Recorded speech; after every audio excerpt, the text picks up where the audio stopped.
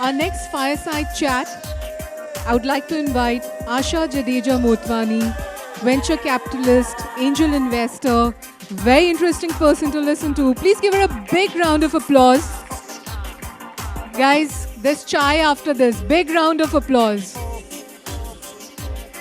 And of course, Nitin will take over. And yeah.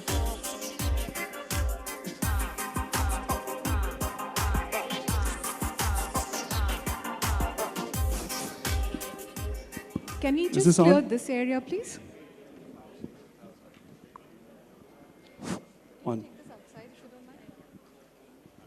All right. So we're going to get started. It's just really an honor to introduce our next speaker. Asha Jadeja is a legend in Silicon Valley. I got a chance to meet her. I've known you for just mildly known you for some years. We show up at the same retreats, but we met on a flight to Dubai, and we had some very, very interesting conversations about. I didn't really quite know what all you have done and accomplished and what you're doing, and I'm just so honored that you're here. You took some time off your very busy schedule, so why don't you give another introduction, a little more detailed introduction than what happened this morning. And then we'll start from there, and we'll just have an open conversation here.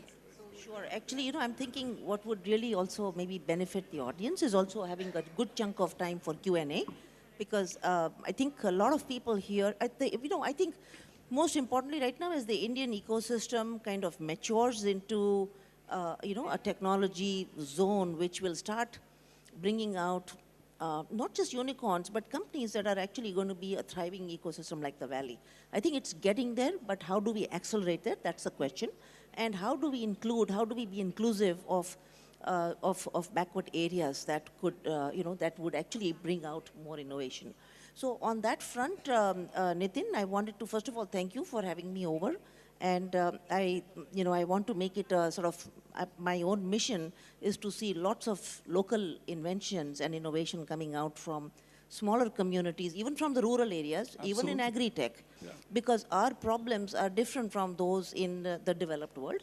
And in order for us to bring out, we have so much youth and so much manpower in the rest of the country that we don't see. So I think if we had a kind of, part of the reason we have this Maker Festival going on is to create, I've kicked off a Maker Festival where we get makers from all over India and we showcase their inventions. The reason we do this is really to build a community around making and inventing.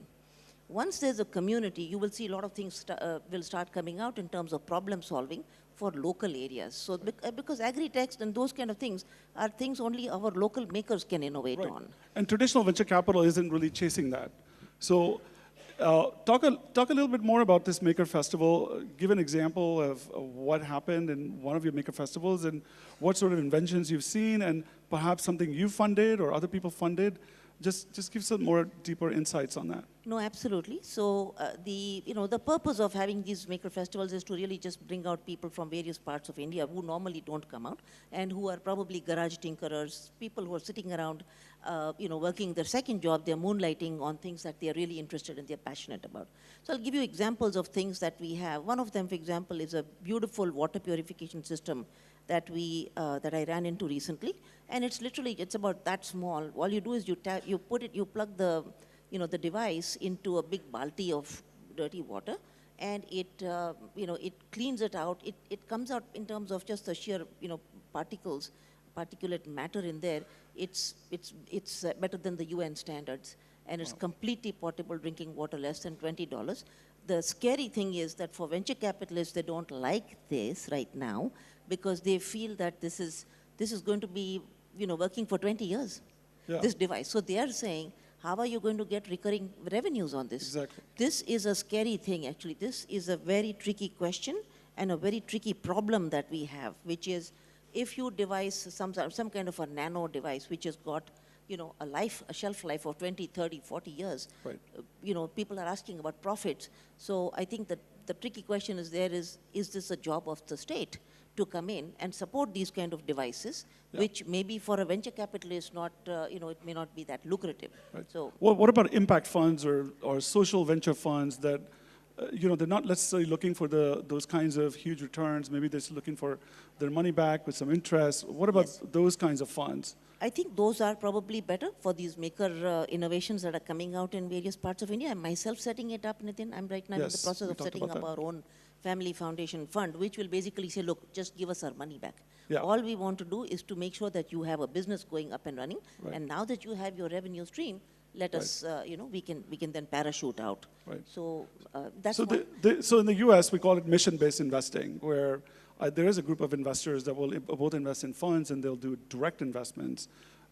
So as part of your strategy with this Maker Faire, are you planning to bring other VCs, other impact fund managers? What's your vision around this? So what do you want to achieve in the long haul? Right. Basically, what I'm hoping that what it has already done is that it's a self-replicating entity. So what's interesting is that I set up the first one in Ahmedabad, and after that, it's all over India now. There's a big Maker Fest Orissa that happened. I have no idea who is hosting it or who is sponsoring it.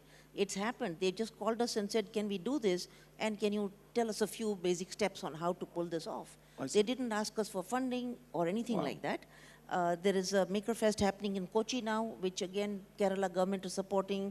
There's one that happened in Meerut, which we have absolutely no idea who was supporting, but it's happening on its own shape. So I actually see it as a social movement. And this, I think we do need in India for grassroots innovations and for livelihood. Yeah. But that said, I am personally a card-carrying VC, a venture capitalist.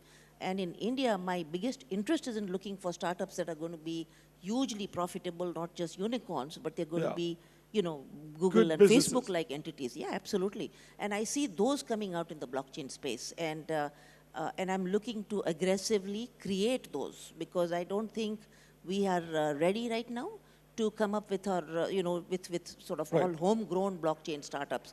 Yeah. But I, along with a few friends of mine from the Valley, I have a decent idea about what are the big plays out there that can, that can actually capture the real estate. So talking about blockchain, so you were on the panel this morning, and there was sort of a wide range of people with different sort of interests. You had e-commerce, and then you had somebody doing an ICO. Somebody talked about the government. You had a VC that's looking at investing. I think he's invested in CoinX. You talked about the government, right? Tell us give more light about what you're doing in that space and what is your interest? Why are you so interested in the government? Because you kept bringing that up. In government? Yeah, just saying, sounds like disrupting the government or helping the government. Like, talk about that. I think what a lot of people are seeing right now, what is actually crystal clear right now, is that all data belonging to us human beings right now doesn't belong to the government. It actually belongs to big, large media companies like Google and Facebook, right? They are way more powerful right now than a government is. If they want it, they own us, they own our data, and they can do a lot with our data that a government cannot even dream of doing. With blockchain, that information, our own data is likely to be at the edge nodes. So when that happens on blockchain and when there's transparency and we actually own the data, not the government or the Googles, I think at that point what we are going to see is a clear redundancy of government structures. Right. And at that point, why are we paying this much to the government? Right. They're not needed. So who maintains the civic? There's going to be other entities that will emerge, right? Just like on the internet, we have entities that have emerged to keep security, cyber security and stuff like that. There's going to be other entities, except they're not going to be defined strictly by national boundaries. They may be defined more by how city-states connect. Right. Maybe how metropolitan cities connect or how trade zones are developing. And I foresee where before we die, we'll probably see a radical restructuring in national boundaries. Yeah. So I'm going to go back in time. And then we'll open it up for Q&A. Yeah. Since I only got to know you recently, and I met your late husband once, and I want to go back in time and go back to when Google was formed. What were you guys thinking? What attracted you to those two folks? Like, give us some insight, even for my own curiosity. And I'm sure a lot of people don't know that story. Does anybody know the story of Rajiv and Google here, except for Lakshmi? Very few people. Some of them do know. Well, my but parents not a lot. know. My mom and dad seem to know. Yeah. That's good. So I think what happened was, this is a good question that you're asking in terms of how it's so exciting that we have this kind of, so actually Rajiv's dream always was that the next Google should come out from India, because that really intellectually was his baby.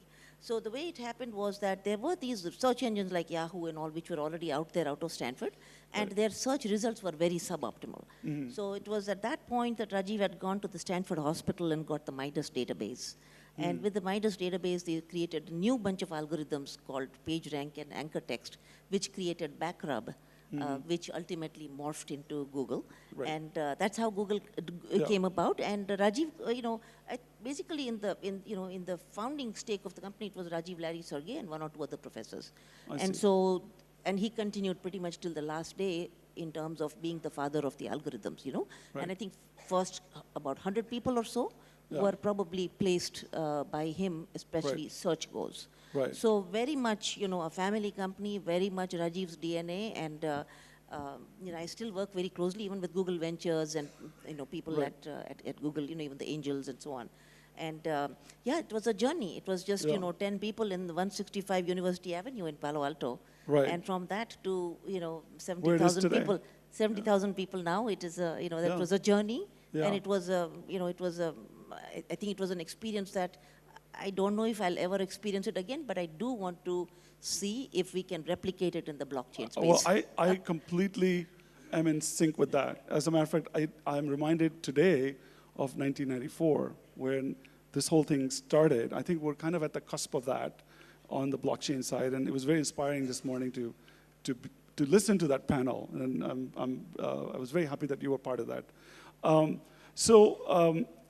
Do you want to talk about the Rajiv Fellows? I'll speak about that, but I just let me go back and speak a little bit about about the fellowship. I'll come to that, Nitin. I was just thinking maybe we should talk a little bit about the some of the sort of, I think the next big sort of the new gold in this new blockchain world is going to be developer talent, and that's something I want our startups here to know. It is the developer talent that we need to focus on. And we're talking world-class developer talent, the mining kind of talent that you see right now for mining Bitcoins. It is similar kind of a developer talent that's the new gold. And we have millions of people, but I mean, in terms of excellence, we still, could be adding some more. So do you think that requires further education? Does that require? No, it does not. The good news is it does not require formal education. It does not require going to IITs, but it does require collaborating with peers so as to understand what it means to be able to mine this new network that is developing. Right. All material assets are going to be dissolved into a digital space. They're going to be non-material.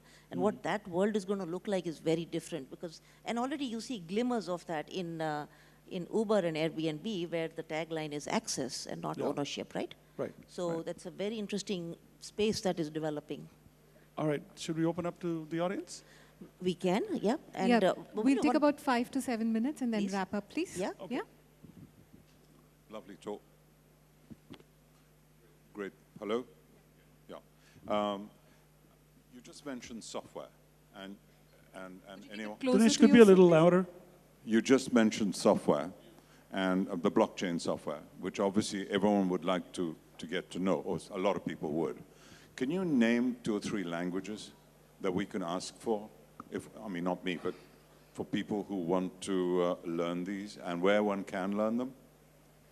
I think the best, probably the best way to go, anybody who knows C++ and Python can actually go into this. I think it's called Simplicity. What is probably Rajan or somebody here in the audience knows the new languages that one needs. But there are a lot of blockchain developer conferences that are happening. There's one called Block Dev, which is happening in San Francisco on, I think it's on April 15th. And if anybody is interested in learning more about the tools that we will need, I would strongly recommend attending that kind of a conference. But basically, it is, it's not rocket science. It is just C++, Python, and things like that. Actually, anybody who knows Java, those guys are the kinds who will need to, polish up their skills and get to a few states above that. But I'm happy to give you some more direct links on this. Hello, Asha. This is Naren Bakshi. Yes. Hi, Naren. Let me ask you a personal question. You and I both are people that have lived in US and India. You have, of course, also connections in Gujarat. I have in Rajasthan. So since we are interested in both, how much time are you willing to spend in India to make it happen? Meaning you cannot just sit in Silicon Valley and hope something big will happen in India. So what's your model? What's your thought? In my case, I have to stay in Jaipur 3-4 months to make something happen. What's your thoughts? My biggest worry, Naren, is very much echoed by what Rajiv and I used to discuss. Rajiv's thinking was if an IIT Kanpur boy like him could come up with a Google in the Bay Area, why would that kind of a thing not happen from out of India? Why would a big Google-like company not come out of India when the brain power is all there? So I think the radical thing that needs to happen, which I feel that we need to have in Indian subconscious, is actually the mindset of abundance. And for that, it cannot be done here either through coursework or staying here. What I do, I typically actually schlep a whole bunch of my startups on an airplane and take them to the valley. And I actually really make sure they are in Palo Alto for 3 weeks, 4 weeks at a time. And we have them meet all kinds of people like Ron Conway and Ram Shriram, people like yourself, who would be able to bring them to this whole idea about what does it mean to be celebrating other people's success also, and having a mindset of abundance. So in that context, actually, that's how we have the Rajiv Circle Fellowship, where people that we fund here, or my startups here, they have to be in the valley. They have to incorporate a company in Delaware. And they must work by the same standards as we see in the valley, not just Indian standards. So I do spend a lot of time here, and you're right that it's important to have a corridor. I think it's not either or. It really is a question of having a very lively corridor between these two places. And India is actually a rocket ship already right now. I mean, it's really going, fantastic as far as growth goes. I just hope that we'll see more and more product companies with superb valuations. Hi. So you talked about product companies. What about IoT space? IoT space, how do you look at IoT space and startups focusing on the IoT? I think the IoT space I think it's ripe for the plugging in the agri-tech space right now, simply because we don't have, we need lots of data, first of all, right? In the agri-tech space, the easiest things would be on water conservation, energy conservation, and stuff like that, or on real-time, markets, creating real-time markets for agricultural goods. And for that, it's enormous data that will be required. So anything that's a connected device, whether it's from tractors to tills, to seeding and irrigation supplies, if these things are intelligent machines, and these days with the kind of technology that's available off the shelf, one can plug and play these off-the-shelf technologies that can make even a fairly dumb irrigation system or a tractor into a smart device, smart connected device. Given that it's easy to do that, I think agri might be the first business to start, and the second would be healthcare. Homes are not yet ready in India for IoT, not yet. Thank you so much, Asha. We need to wrap up the session here. Sorry, you can just speak with her outside. We're running late. Thank you very, very much. Very insightful, very engaging. Thank you, Nitin. Thanks a lot. And you can take a 10-minute tea break and come back quickly for our last 2 sessions of the day. Extremely interesting and very engaging, and some great panelists from across the world. Be back in 10 minutes. We'll start irrespective. Thank you.